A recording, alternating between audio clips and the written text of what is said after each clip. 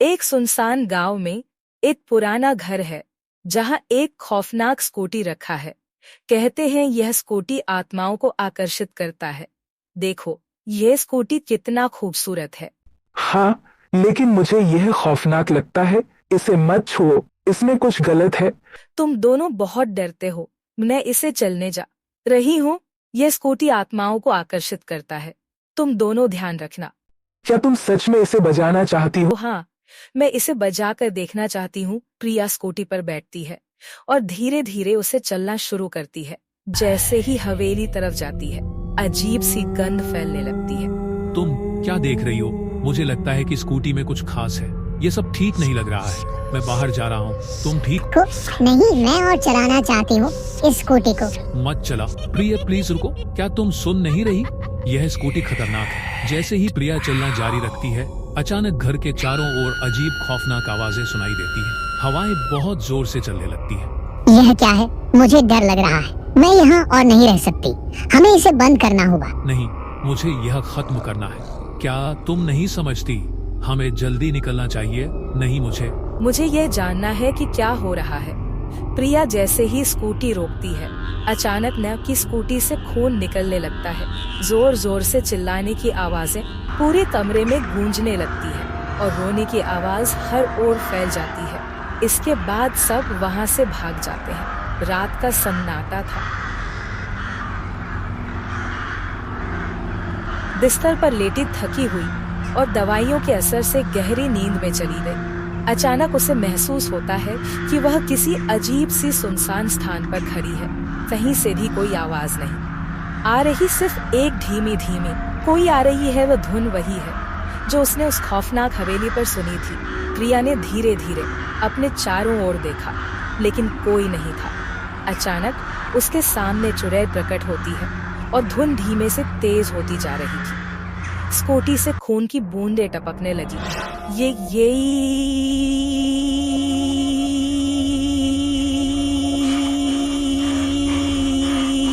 है, मुझे जागना होगा। जैसे ही वह पलटकर भागने की कोशिश करती है, उसके पैर जमीन में जकड़ जाते हैं। वह हिलने की कोशिश करती है, लेकिन उसका शरीर जैसे पत्थर का बन गया हो। तभी स्कूटी से एक डरावनी आत्मा प्रकट होती है। उसकी आंखें लाल और जलती हुई हैं। उसका चेहरा विकृत और डरावना आत्मा प्रिया की ओर धीरे धीरे बढ़ने लगती है। तुमने हमें जगाया है, अब तुम हमारी पूरी कहानी सुनोगी नहीं। नहीं, मैं कुछ नहीं सुनना चाहती।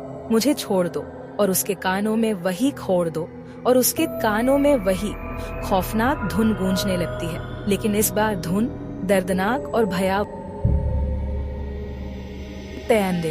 अचानक चारों ओर से और भी आत्माएं निकलने लगती हैं और उनके चेहरों पर दर्द और गुस्से की परछाई है।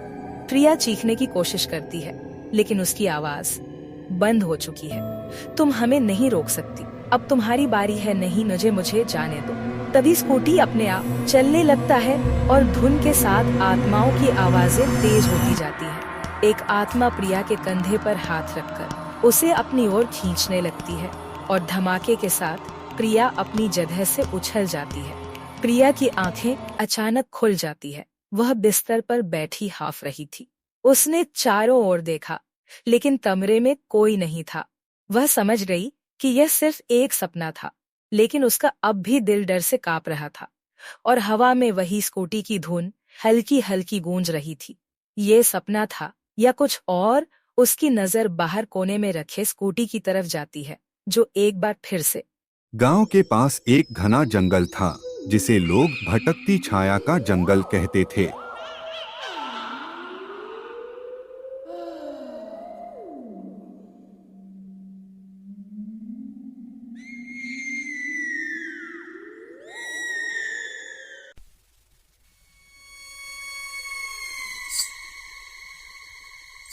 गांव वालों का कहना था कि जिसने भी उस छाया को देखा, वह कभी अपनी सही हालत में वापस नहीं लौटा। यह कहानी कई साल पहले की है। गांव में एक युवक था जिसका नाम अर्जुन था। अर्जुन साहसी था और ऐसी कहानियों पर यकीन नहीं करता था। एक दिन उसके दोस्तों ने उसे चुनौती दी कि अगर वह इतना ही निडर है तो रात को जंगल में जाकर भटकती छाया को ढूंढ कर दिखाए। अर्जुन ने हंसते हुए यह चुनौती स्वीकार कर ली। अगली रात अर्जुन अकेला ही जंगल में गया। उसके पास सिर्फ एक लालटेन थी जो हल्की हल्की रोशनी फैला रही थी। जैसे जैसे वह जंगल में गहराई तक जाता गया, चारों तरफ अजीब सी खामोशी पसरने लगी। हवा भी जैसे ठहर गई थी।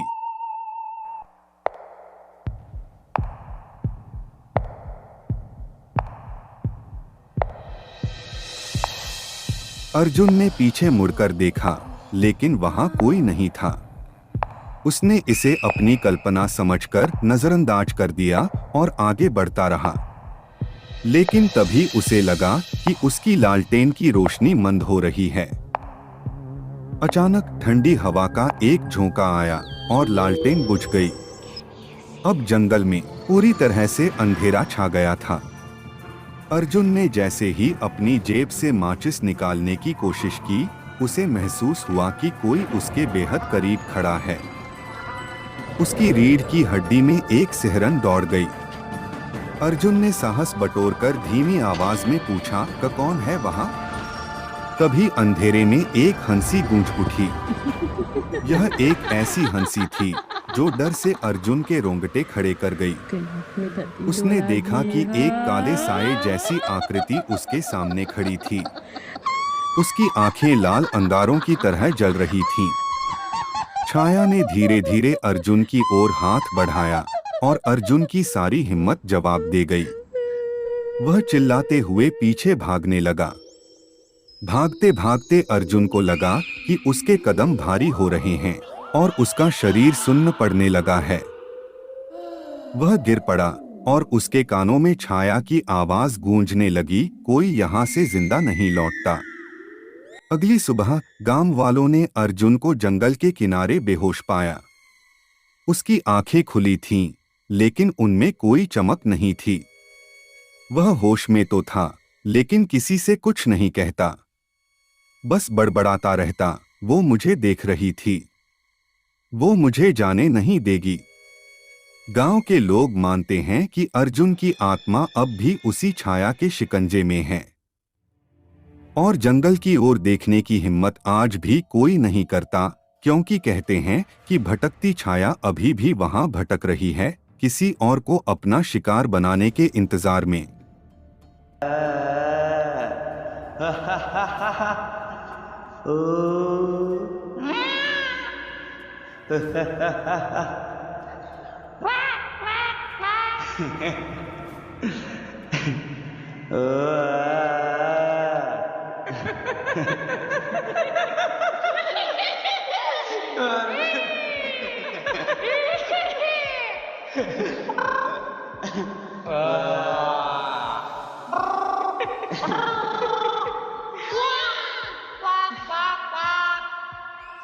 कहानी की शुरुआत होती है एक पुराने वीरान हवेली से, जो अपने रहस्यों और डरावने किस्सों के लिए मशहूर थी।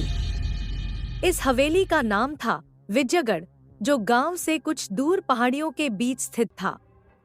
गांव के लोग इस हवेली से हमेशा दूर रहते थे, क्योंकि यह माना जाता था कि इस हवेली में मंजुलिका नाम की एक औरत की आत्मा भटकती है।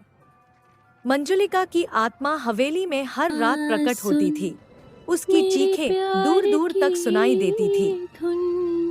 मंजुलिका के बारे में कई कहानियां प्रचलित थी। तभी उस गांव में पूजा की एंट्री होती है। तभी मुंशी चाचा की नजर पूजा पर पड़ती। पूजा को देखते ही मुंशी चाचा खुश हो जाते हैं। अच्छा हुआ तू आ गई बेटी, वरना इस गांव में अनर्थ हो जाता बेटा। अब तू आ गई है, सब ठीक हो जाएगा। आखिर इस गांव में हुआ क्या है जो लोग परेशान हो रहे हैं? आज ही पता करूंगी आखिर बात क्या है। आप चिंता मत करो चाचा, इतना डरे डरे से क्यों है मैं जानना चाहती हूँ। आप मुझे अच्छे से समझाएं तभी मैं कुछ कर सकूंगी। आप पूरा कहानी क्या बताएं। बताओ बेटा तुझे। लोग कहते हैं यहाँ मंजूलिका आ गई है दोबारा से, उसकी आत्माएं भटक रही है। अब मैं क्या करूँ, मुझे कुछ समझ नहीं आता बेटा। लोगों की बातें सुन सुन करके तो हमें डर ही लगता है। मुझे क्या है, मैं आज हूँ कल चला जाऊँगा, लेकिन और भी तो है पीछे से हमारे बेटे बेटियाँ। कोई बात नहीं चाचा, अब मैं आ गई हूँ। अब सब मैं ठीक कर दूंगी। मैं पता करती हूँ कि क्या बात है, आखिर लोगों को कहाँ से पता चल जाते हैं कि मंजुलिका आ गई है। अगर आ गई है तो निपट लेंगे उस